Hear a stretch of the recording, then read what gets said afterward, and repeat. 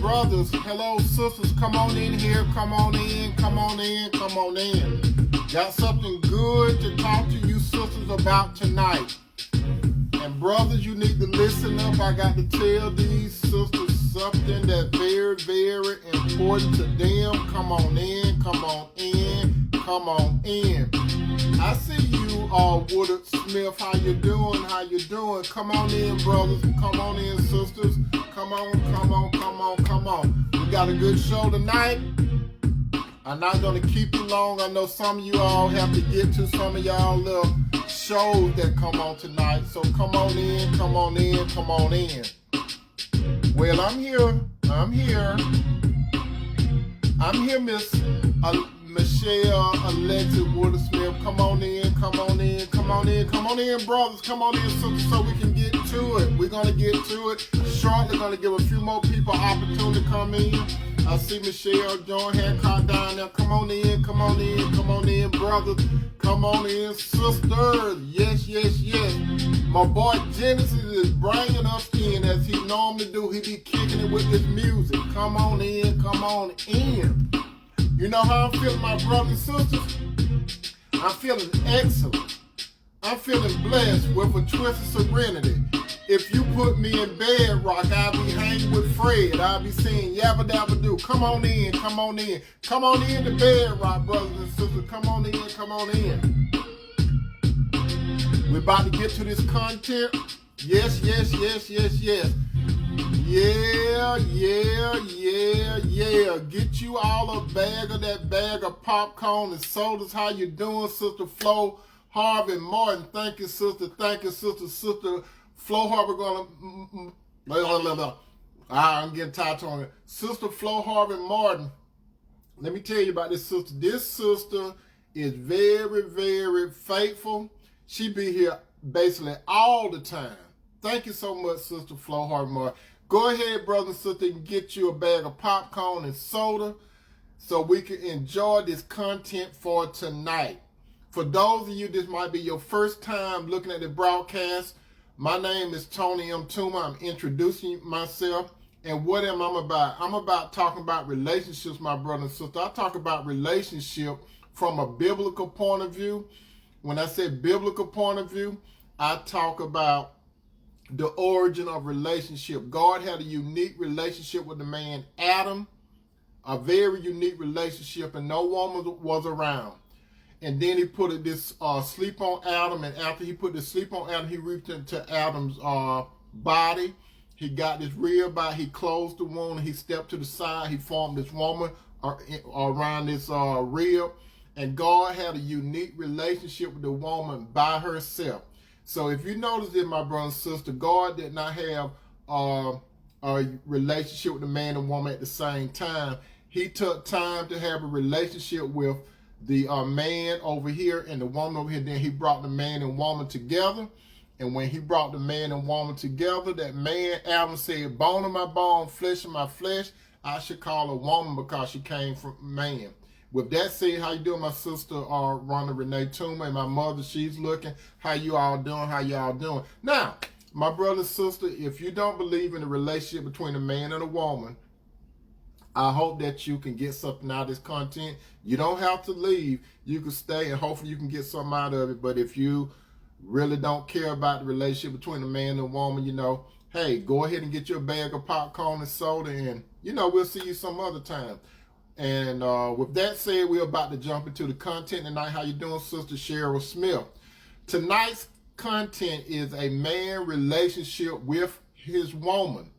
Has a lot to do with his relationship with God. Again, my brothers and sisters, a man's relationship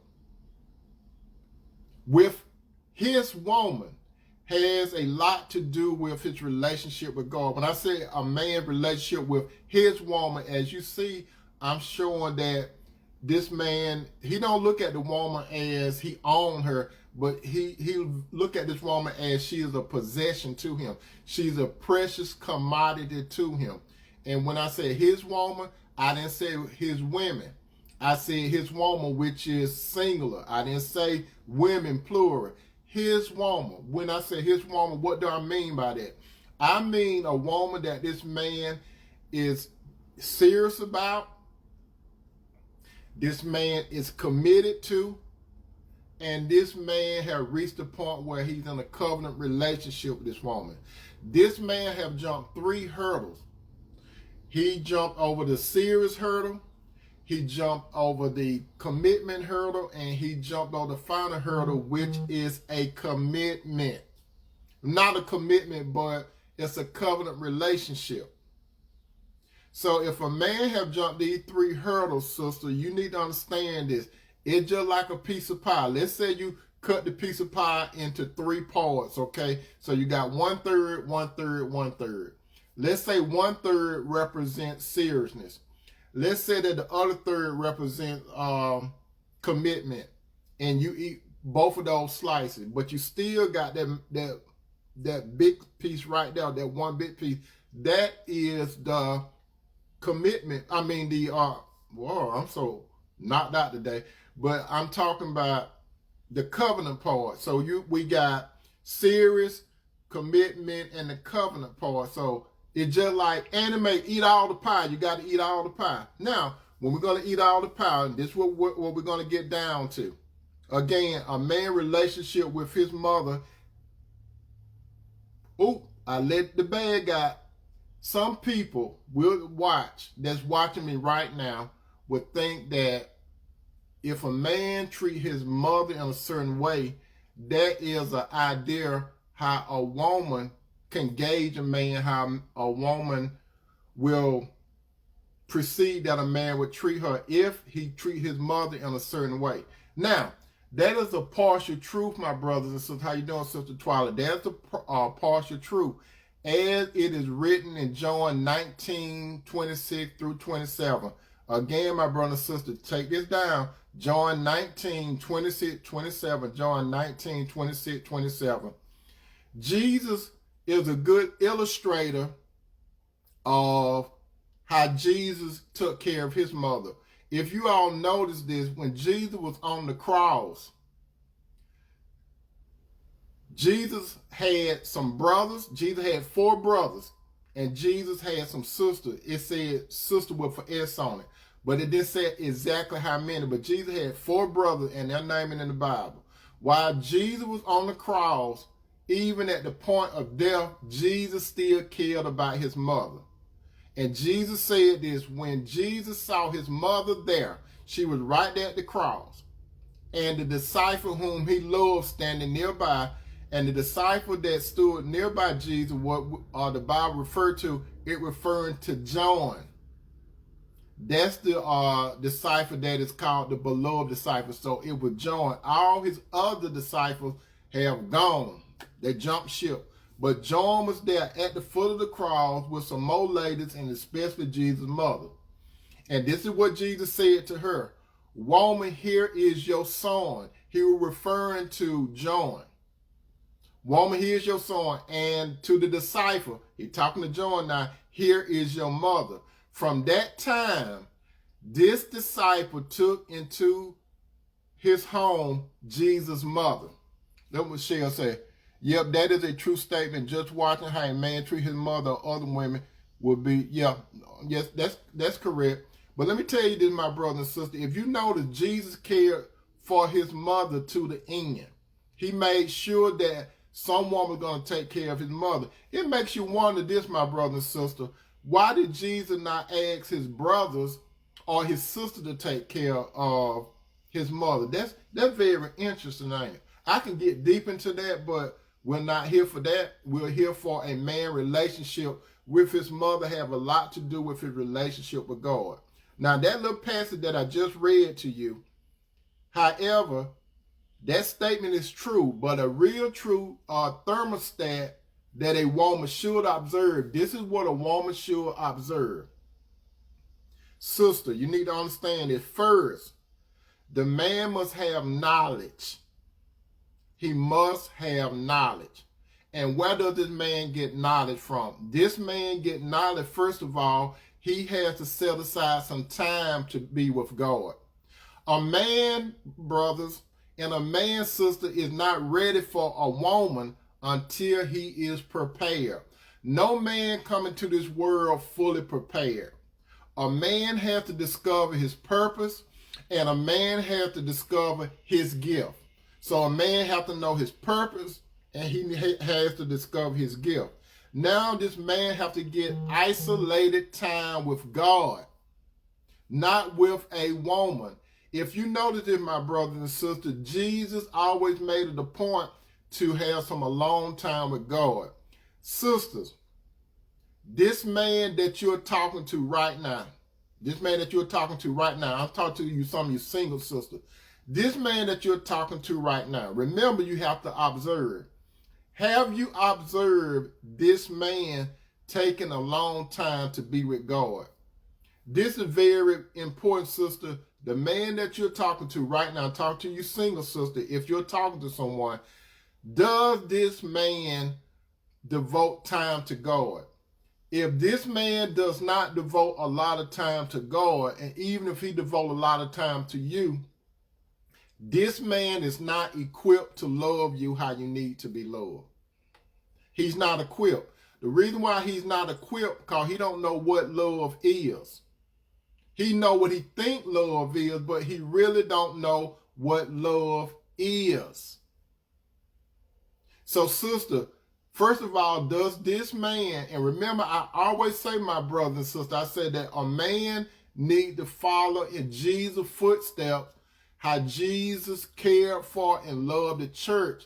So if a man followed Jesus' footsteps, he would in turn know how to treat his woman. How did Jesus do what he needed to do? Jesus had to have a connection to the Father, which is God. Brother, you have to have a connection with the Lord first and foremost. The Lord's supposed to be your first love. Sister, if a man's first love is money, if you hear a man talk about money a lot and everything else in life, and he don't talk about the Lord, listen to him. Don't ignore it. If you ignore a man talking about every other thing up under the sun, but he doesn't talk about the Lord, he ain't got to talk about the Lord 24/7, 7 days a week. But this man, he doesn't take time with the Lord. Because let me tell you something, sister. If a man really into you, he is going to, it ain't no way he cannot discuss God with you some kind of way.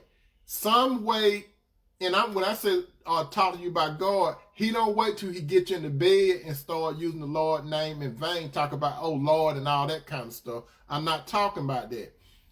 Sister, this man need to set the thermostat. For those of you that are coming in today, how you doing, Sister Jacqueline? Tonight's topic is a man relationship with his woman. Has a lot to do with his relationship with God. So, like I was saying, those of you that are coming in a little late, sister, you have to observe this. This is no beat down on the brothers, okay? How you doing, Sister Kitty? This is no beat down on the brother. Have you, sister, observed the man having time with the Lord? Have you ever seen or heard this man pray? Have you ever seen this man read God's word? The only way a man going to have a relationship with the Lord after he sets time aside, he has to pray to God and he has to read God's word. If you don't see this man or hear this man praying to God, if you have never seen this man read God's word, and I'm talking about on a consistent basis, but you can see him looking at everything. Yeah, you can see him looking at football, wrestling, sports, and all kind of things, and he make time for that. So if he can make time for secular things, why he can't make time for God? If this man doesn't make time for God, sister, and he can make all the time for you, you still getting the short end of the stick. Because that man, he have left his first love, God. Sister, a man cannot put you above him. Some of you, sister, you want the man to worship you. A man does not supposed to worship you, sister. A man does not supposed to bow the knee to you. The man's supposed to bow the knee only to God through his son, Jesus Christ. That's the only knee. That's the only person that the man's supposed to worship. He can honor you, sister, but he is not to worship you. Brother, understand this. Some of you that holding a woman up high, it's nothing wrong with you honoring the woman. Listen to me carefully, brother. You can honor the woman, but don't worship the woman. Worship goes to God. God is the only one that can give you life. A woman cannot give you life. She could produce life. She could produce some children for you, but God is still in there also. You understand? God is all into that. So, brothers, do not put a woman on a pedestal. And sister, don't allow a man to put you on a pedestal. If a man want to put you on a pedestal, you say, look, I'm not your God, but thank you for, you can honor me. You can do that, but don't ever put me on a pedestal. Put the Lord on a pedestal. I want to hear you. I want to hear you talk to God about me sometimes. Some of you sisters, you got to put these men's, you got to put in their face. Why you don't never talk to me about God? Why you never talk to me about God? It's the reason why, because if a man have God in him, there's no way he can keep it to himself. Even when Jesus was going into Jerusalem a few days before he was about to get crucified, Jesus, these are fake religious people, the Pharisees, they wanted the crowd to hold it down. Because when Jesus was coming, and you are familiar with the story, Jesus was riding this ass. And when I say ass, I'm talking about a donkey. Some of you saying Tony Cuss. Nope, a donkey is an ass. Okay, that's what it is. Look in the dictionary if you want to know what a donkey really is. It's an ass. That's what the Bible called it. The Bible don't say he rode in on the donkey. It said he rode in on an ass. So when Jesus rode in, oh, for y'all that got sensitive, I said donkey. Okay, I said donkey. Okay, he rode in, and the Pharisee was saying, don't let these people worship you. They basically were saying that Jesus said, if they don't worship me, the rocks will cry out. You understand? So, sister, you telling me that this man is mom on Jesus? You mean to tell me that a rock will worship Jesus before that man that you call yourself in a relationship with? How is it that a rock will cry out to Jesus before that man? What that tells you is a rock got more sense than some men's. Some of you saying, how do a rock got sense? Because Jesus created. Jesus can make anybody, anything worship him except for man. He gave man a free will, and he gave woman a free will. So, sister, ask yourself again, why this man don't talk to me about God? If this man don't talk to you about God, my sister, he don't know how to love you. And this goes for some of you sisters too that have gotten married. He don't know how to love you because he doesn't have a relationship with God. Now, as I said, first a man must have this particular type of knowledge. As spoken by King Solomon, it is written in Ecclesiastes 12:13. Again, that's Ecclesiastes 12:13. Ecclesiastes 12:13. This is what King Solomon said. Now all have been heard. Here is the conclusion of the matter. Now Solomon is concluding why man is actually here. This is what King Solomon said. Here is the whole conclusion. Fear God and keep his commandment, for this is the whole duty of all mankind. Now, sister, the man that you're dating right now, ask him what is his duty. His duty is not to please you. His duty is to fear God. That means respect and worship God and keep his commandment. Now, some of you will say, are you talking about the 10 Commandments? No, I'm not talking about the 10 Commandments. I'm going to tell you what I'm talking about shortly. Now, the word duty is defined as a moral or legal obligation, a responsibility, or to say it differently, a task or action that someone is required to perform. So when God created the man, your man, and you too, sister, but your man, that man is supposed to reverence God and keep God's commandment. That's right, Sheriff. He gave you a free will.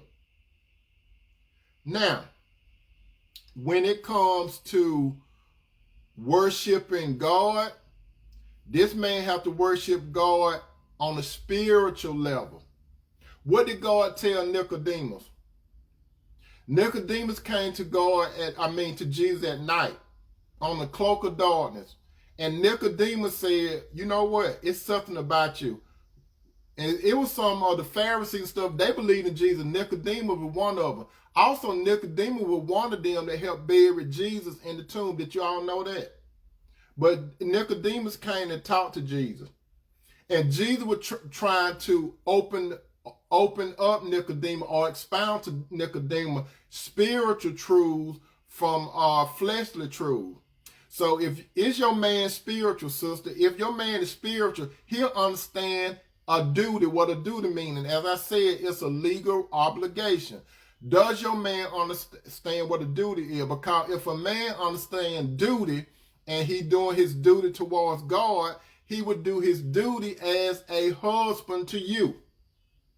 Secondly, as it is written in Philippians 4:19, again, Philippians 4:19, and my God will meet all your needs according to the riches of the glory in Christ Jesus. Now, my God will meet all your needs. Sister, is this man meeting all your needs? Do you see he have the potential to meet all your needs?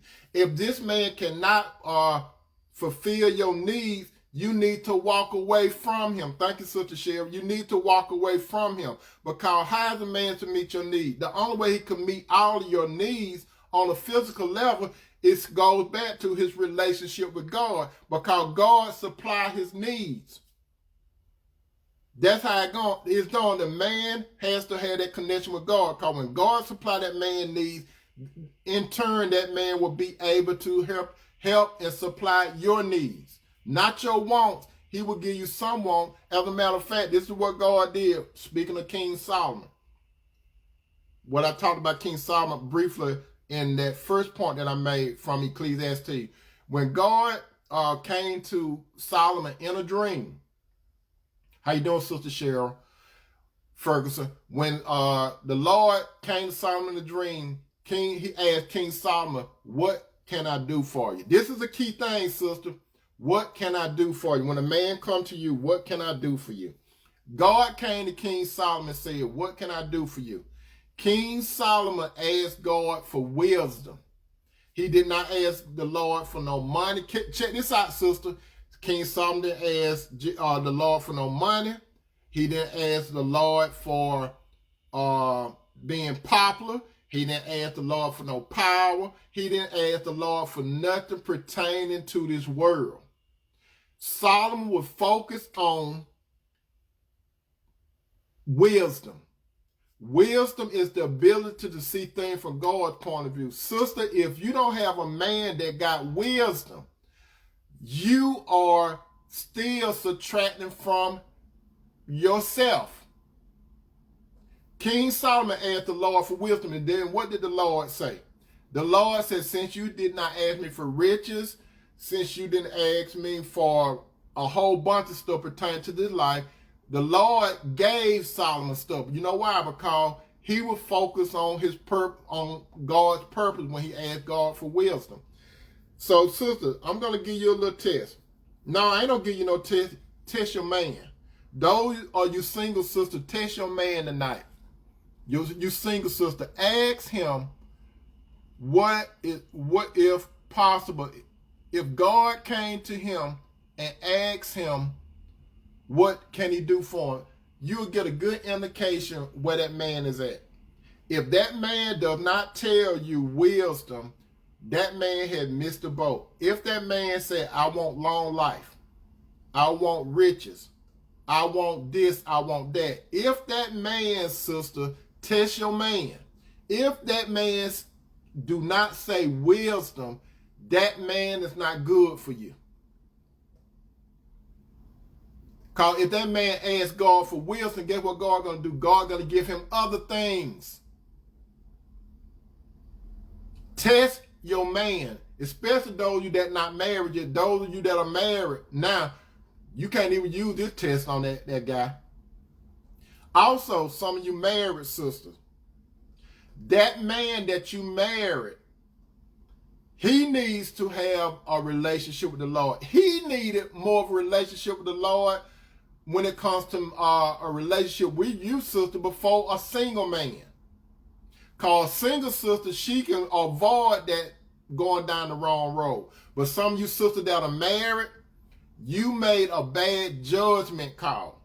You married for some particular reason. Some of you sisters, it's sad to say, you got married to a man because of something worldly. A lot of you sisters married a man not because he followed the Lord, but because he could provide for you something material. He could get you in that big house. He could pay your bills. He could take you on an exotic trip. Now, everything that I just named, is nothing wrong with it, but it's the man's priority. That man did not prioritize the Lord. Say, for example, that man lose everything in a short period of time. Case in point, Job lost everything in a short period of time. You all familiar with Job, right? Job lost all his children. Somebody came to Job and said, hey, all your children dead. They was at your oldest son's house, and all of them dead. Then somebody else came to Job. Your enemies came and took all your wealth and everything like that. Everything would turn boom, boom, boom in a short period of time. And Job had a skin disease. He had boils. If any of you have ever had boils on your skin, you know how sore that could be. Job had boils on his skin from the top of his head to the sole of his feet. Job's friends came along and they said to Job, they didn't say nothing to him for a few days, but they eventually said, it must have been something you did. And that pissed God off, because Job did not do nothing. Because we all know the background of it. Satan went in front of God, and God gave Satan certain limitations. So, sister, when your man face adversity, some of you married, sister, let's say, for instance, your man loses his job. How do you not know that God did not allow Satan to take his job from him? Your man loses health. How do you not know that God did not allow Satan to do it? You have to see how your man is through adversity. If you see how your man is through adversity, sister, and he's still holding to the Lord, that's a man that you need to stay with. Because a lot of bad things going to happen in this world. Jesus said when he was at the Last Supper, when he was talking to his disciples, and if you're a disciple of the Lord, you're going to go through temptation. You're going to face it. Not only temptation, you're going to face a big thing which is called tribulations, problems. So how does that man handle problems? Some of you single sister, how does this man have a problem? Do he go berserk? Does he start cussing? Does he start blaming people? What happens? When this man go through tribulation, you single sister, how does he handle it? Do he come to you crying? Or does he go to Lord first? The Lord is the one that's going to fulfill his need. So a lot of these guys, sister, that some of you single sisters dealing with, you could tell about that man's character when he's going through some rough stuff. Does he hold on to God unchanging hand? What did Job's wife tell him? When everything appeared to be lost, Job's wife came to him, why don't you curse God and die? You know what Job told her? You talk as a foolish woman. God give it, God take it away. That comes from Job, my brother and sister. The Lord give it, the Lord take it away. But Job did not give up on God, because guess what? On the backside of it, and you all are familiar with it, Job had double more than what he had when he lost the first time.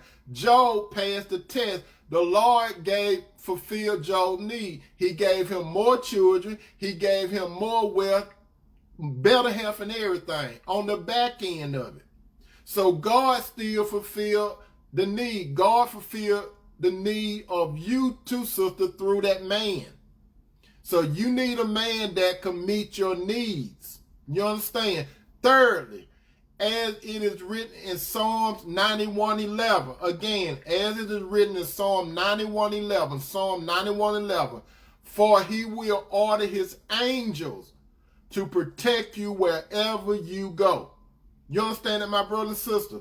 Sisters, Philippians 4, Psalm 91:11, for he will order his angel to protect you wherever you go.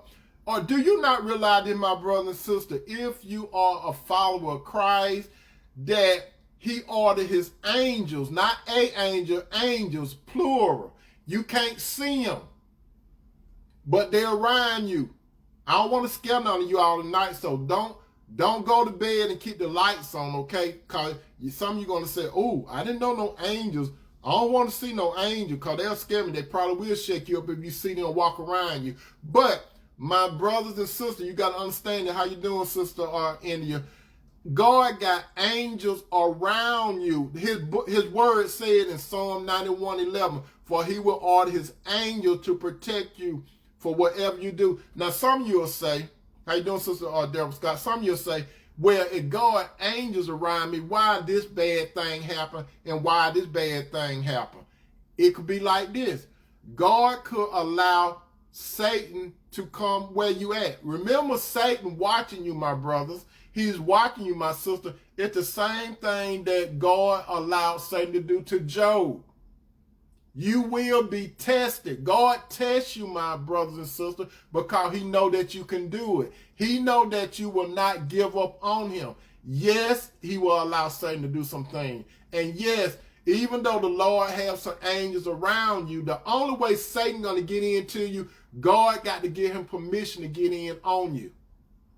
So my brother and sister, don't think that God is not protecting you. Some angels have protected you, my brothers and sisters, when you didn't know what was going on. You could have been in your car driving a certain way, and you turned another way. You don't know whether an angel spoke in your ear and said turn left, and you would think about going right. You thought you were thinking that.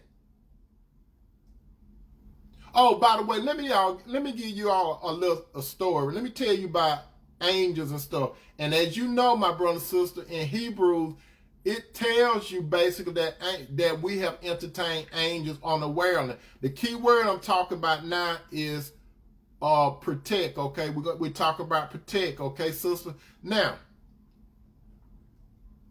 let me give you an experience. When my children were smaller, I went to this warehouse to get some toys, right? And how you doing, Sister Angie Bonner? And when I went to this place, a guy walked up on me. It was a whole bunch of people there, but this guy, he walked up on me. He was a light-skinned guy. When I said light-skinned, I'm talking about a white guy. He came up on me, and when that man would comment, I sensed that he would come to me, right?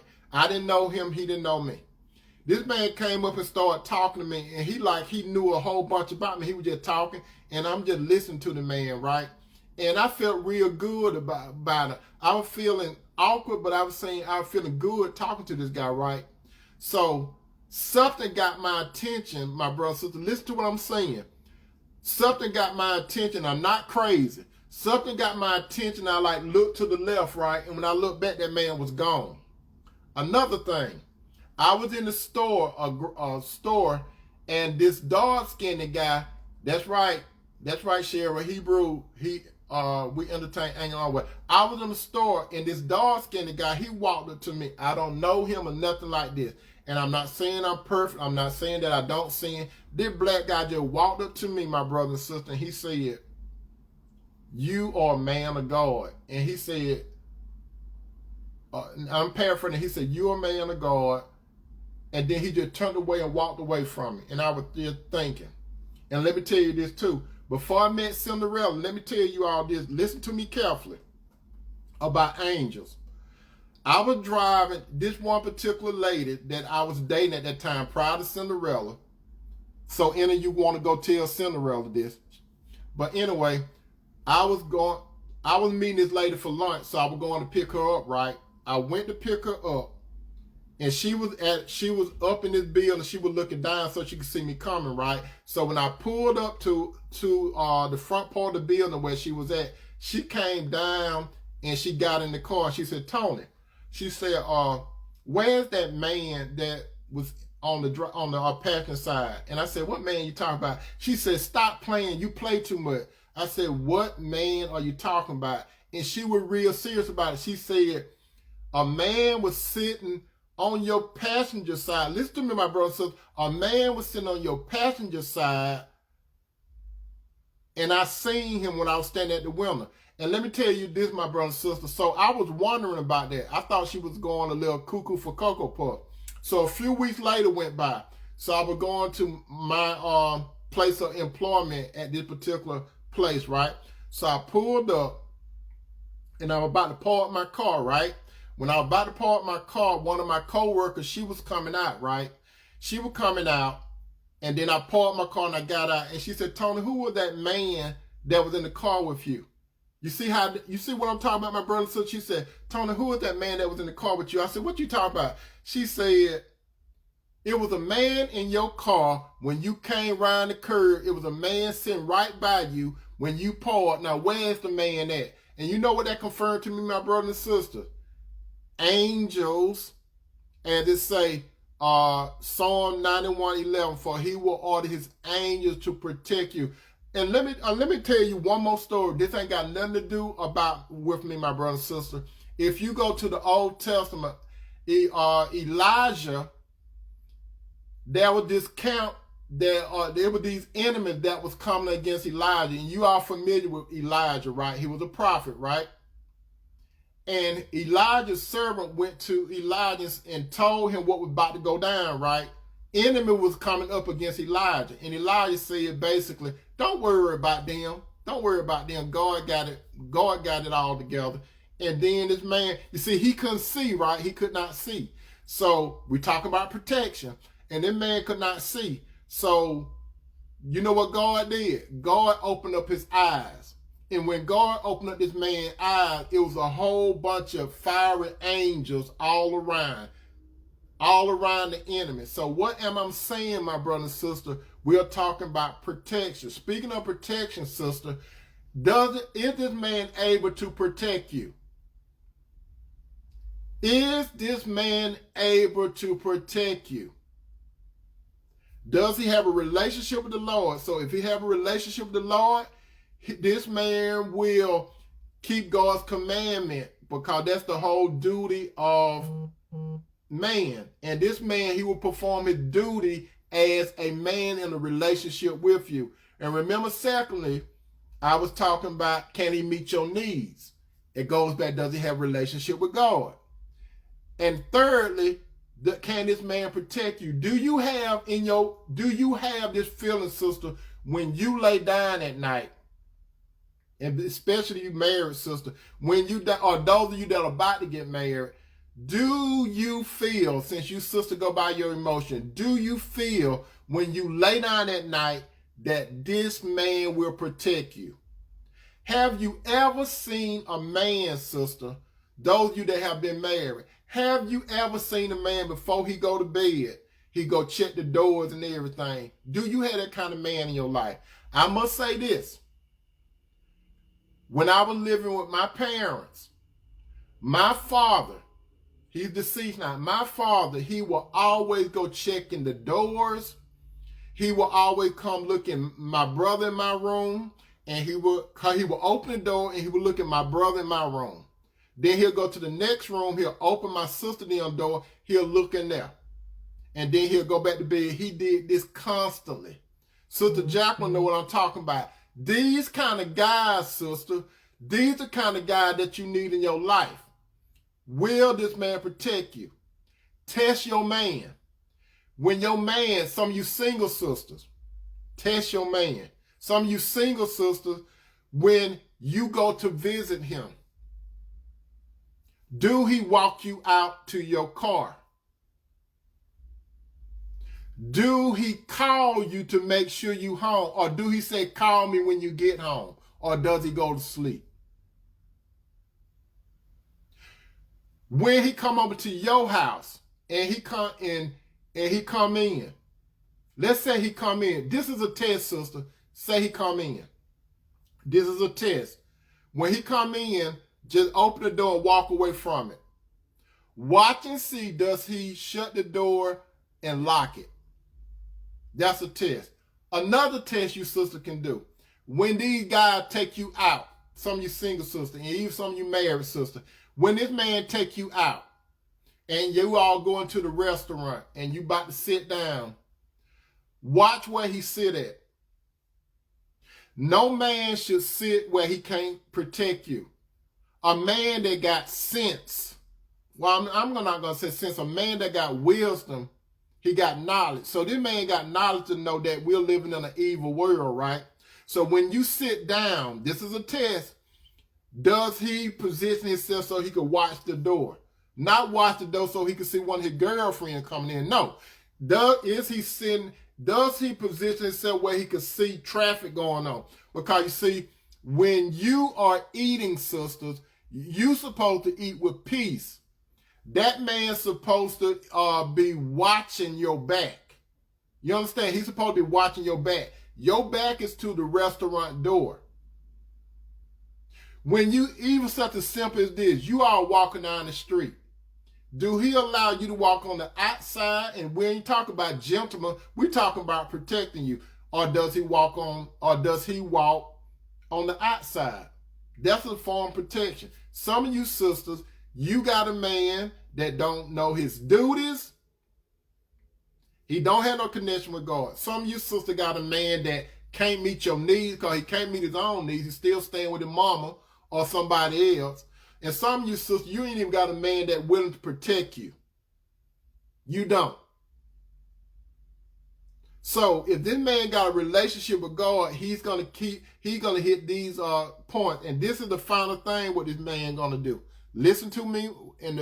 Your man relationship with a man relationship with his woman has a lot to do with his relationship with God. Check this out. Finally, this is what Jesus said. Jesus said, and it is written in Luke 10:27. Again, that's Luke 10:27. Luke 10:27. He answered. The Lord said, love the Lord your God with all your what? Heart. With all your what? Soul. With all your what? Strength. And with all your mind. You see, Jesus said, love God with all your heart, all your soul, all your strength, and all your mind. And love your neighbor as yourself. Sister, does the man love the Lord like that? Is that man heart in God? Is that man's soul in God? The soul is the mind, the will, and the emotion. Is that man mind on God?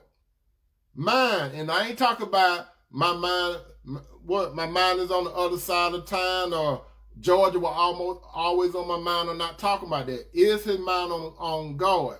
Love your neighbor as yourself. Okay, you his neighbor, sister. If you're in a relationship with a man, love your neighbor as yourself. Does this man love you? Does this man put 100% into the relationship? Or you the one who doing everything? If the man love, if the man heart, if the man's soul, if the man's strength, and the man's mind is on God, guess what? God is in this man, and it's going to manifest itself towards you. No man can love you with his heart. No man can love you with his soul. No man can love you with his strength. No man can love you with his mind unless he have a relationship with God through his son, Jesus Christ. Now, this is talking about, Lord, from Jesus' point of view, as it is written in John 15:13. John 15:13. John 15:13. Greater love have no man, where no one dare to lay down his life for the one friend. Now, sister, do you see in this man that he would lay his life down for you? Do you see this man jumping in front of a bullet and he's not Superman? Do you see this man taking a fall for you? Some of you sisters, you are dealing, some of you sisters, and I got to talk to you all. Some of you sisters think, at least I got half of a man. You need more than half a man. You need a man that have a connection with God. Not a worldly man. A worldly man is just like the devil. A worldly man just like the devil offered Jesus the world and a bag of chips. You all are dealing with Satan's son. They giving you all this worldly stuff, but when you get by yourself, you know that something is missing. When you're in a relationship with a man that can give you everything, even if he's a billionaire. Like when you look at Forbes magazine, they said this man is worth $1 billion. This man just made the $1 billion club. This lady just made the $1 billion club. I'm not jealous or nothing, but I'm trying to prove a point. Just because a man, just Forbes said a man is worth $1 billion. That ain't nothing. Some of you saying, Tony, you crazy. $1 billion is something. $1 billion ain't nothing when you have a relationship with God. Would you rather have a man that got $1 billion or a man that falling after God? Oh, y'all, nobody ain't gonna say nothing now because some of y'all scratching. I don't know about that $1 billion now. I ain't finna let that $1 billion go now. But Jesus said that a man's life does not consist of the things that he have. Listen to me, my brothers and sisters. God, through his son Jesus, a man's life does not consist of the things he have. Sister, you got to understand, a godly man is more wealthier than a worldly man. A worldly man can have $1 billion. But a man of God, he is wealthier than that worldly man because God owns it all. And if God is that man's father, his father owns that everything. That man that got $1 billion, it's going to burn up one day. He's going to die and he's going to leave it, and some people are going to be fussing at it. Your life don't consist of the things that you got. No, if a man is worth $1 billion, that ain't nothing. Jesus said your soul. Jesus said, what will a man give in exchange for his soul? Your soul is more important than anything, brother and sister. Sister, where is that man's soul? Where is that man's soul? You got to answer this. Where is that man's thought processes? What kind of relationship does he have with the Lord? It still go back. A man's relationship with his woman has a lot to do with his relationship with God. Sister, some of you think you living your best life. This go for some of you single sisters that got a boyfriend, you living with a man, or he come through your house at 12, 2 or 3 at night. All those of you that the man won't get married to, and some of you women that are married, you have a man that is not doing it for you. And I'm not talking about sexually. You got a man that don't know why he here. Some of you, if you ask the man, why are you here, he'll think that's a stupid question. Ask the man, here go another test. Ask that man what his purpose is. What's your purpose in life? And I guarantee you, out of 10 men, and I'm just being generous, out of 10 men, maybe 7 would tell you they don't know, or they'll tell you about worldly things that they purpose. Maybe 3, and that's a small percentage. Maybe 3 will actually know why he's here. He know who he is, he know why he's here and where he's going. All men does not have that knowledge, my brothers and sisters, okay? Sisters, based on that man's relationship with God, not his mama, not his dad, and not his children, not nobody.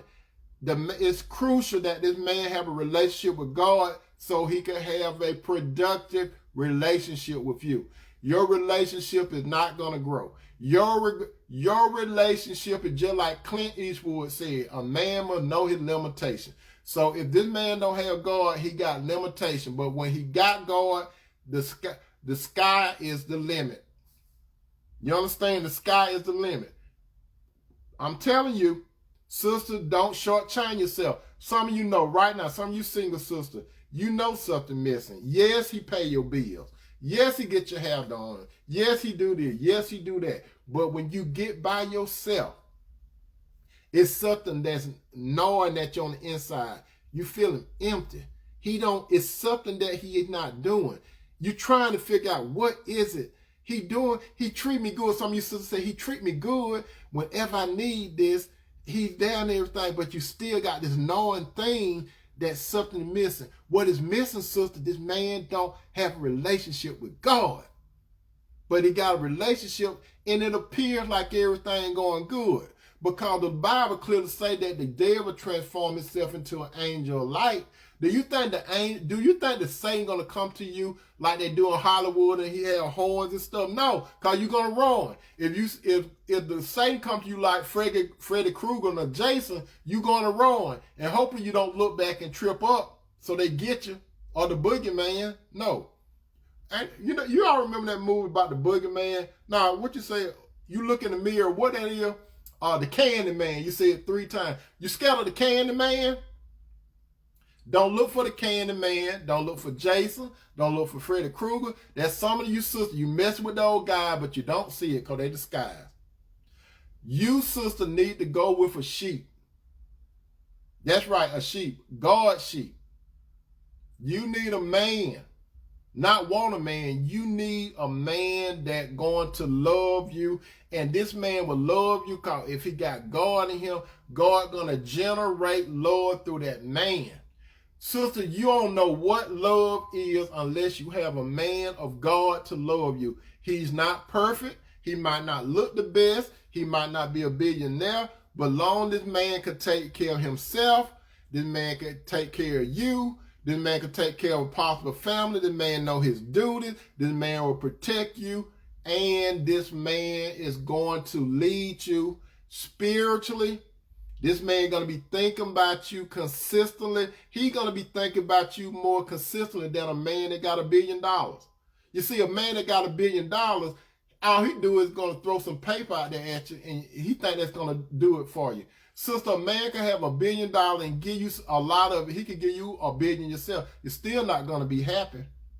You're not going to be rejoiceful unless God calls a man to find you. And you can live a humble life. You ain't got to impress nobody. It's better to live a humble life, grow old with a man that loves the Lord, and that man loves you, and you know it without a shadow of a doubt. You know that man would think he's going to think about God first, he's going to think about you second, and everybody else third. That's the kind of man you need. That's what some of you sisters, you still selling it. If you a daughter of God, stop selling for the men. I've been telling you all that these past few nights. Stop just selling with a man just because he's a man. Settle with a man that's following after God. And I have gave you some clues. I have told you some tests you can run by. Does this man follow the Lord? And another thing, sister, let me tell you this before I go. If this man is a weak back man, and you leading everything, I'm talking about, have you sister ever noticed this? And listen to me, don't take this the wrong way. This is one thing that really irks me. You could be at somebody's house, and the man is there and his wife there. And the woman, and before you eat, let's say for instance, let's go to like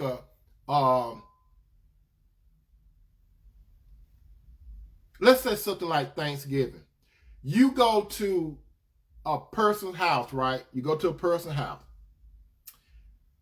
And he's supposed to be the head and leader of the house, right? He's supposed to, right? And his wife stand over there and say the prayer over everybody. What that tell me about that man is he's not the man of his house. His wife is the man of the house. He's supposed to be the leader, and he's supposed to lead. That's his home. And his wife home, but he's supposed to be the head. Sister, you are not going to appreciate a man that lets you lead and stuff. Because what you're going to do, you're going to want a man that got a little alpha in him. Not alpha. Yeah, alpha. You don't want a man that got too much beta in him. You want a man that's alpha driven. You want a lion. You want a man that take the lead. You want a man that charge. You don't want no man that you take out to the mall and he holding your pocketbook. I can say a lot about that. Sister, what type of man you got? Do you have a weak back man? Do you have a man that say happy wife, happy life? Some of you got that and you don't respect him. You don't respect him. Ain't no way you respect him. No woman like a man that's a yes man. Happy wife, happy life. Happy wife, happy life. No woman that follow God don't want no yes man. I could get all into that.